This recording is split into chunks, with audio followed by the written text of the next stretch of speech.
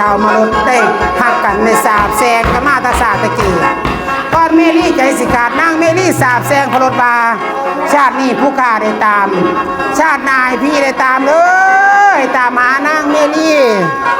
จากนั้นมาเป็นนิทานต่อเนื่องกันมาเป็นนางมโนราสีทนมโนรา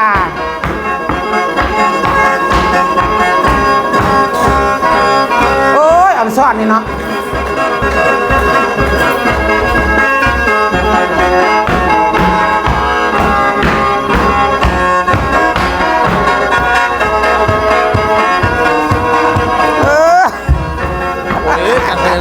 เดี๋ยวทุกคนจะพูดเรื่องหางเธอเลิกไหมเอาว่าสั่นบ่โอ้ยยาสะผ้าเฮ็ดคักได้เท่าเว้ยพระเจ้าสิว่าโอ้ยเห็นนิดละละยี่โทรศัพท์มาสั่นว่าอันนี้สาวผู้สาวเนี่ยผู้เดียวไก่คันคักเนี่ยพอปีนี้สินก่อนมาหาวผิดปกติใช่ป่ะเอาอันนี้จักเก้าน้องนาลามโนนานางนาข้าวสาดลาเบื่อใส่เหลี่ยมดังทองนะพาพี่น้องไก่อ่างผู้เงินไก่บิดามันด่าอ่างมานานแล้วอยู่อายกาแก้วเป็นญาติบ้านยาสีต้นบาบพี่เจ้าไก่ขาห้าละคนข้าวนั่นเร็วเรามาเกิดแต่ละอ่อนแต่ละสู่รบสงครามสมนุษย์ละนึงอยู่ของทางบ้า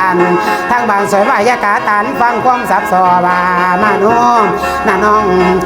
เราขอมากะลีเมืองเขานั่นเร็วเราสิจับส้มเลี้ยงส้มแล้วพญาปูผีแทนอีกประมาณ7 วัน10 ประหารน้องมาโน่ข้องฟังเรื่องสาวเมือง13กาบปังยูนญาแล้วถวายแก้วแม่นะญาเอ้ยญา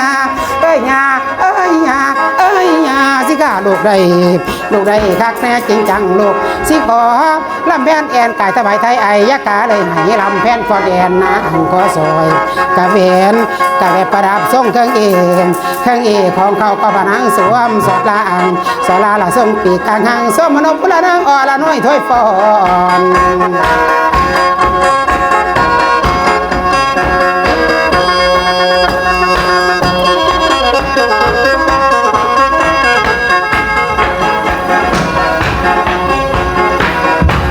มาโนลาฟอนย่อปากก่อนฟอนเองมาโนลาฟอนย่อปากก่อนไปรอยาเปิดยาสิเห็นนะเถดอกบ้องทวนจังสิเห็นนะนางน้องมาโนลานั่นคักแน่เดียวนี่แหละ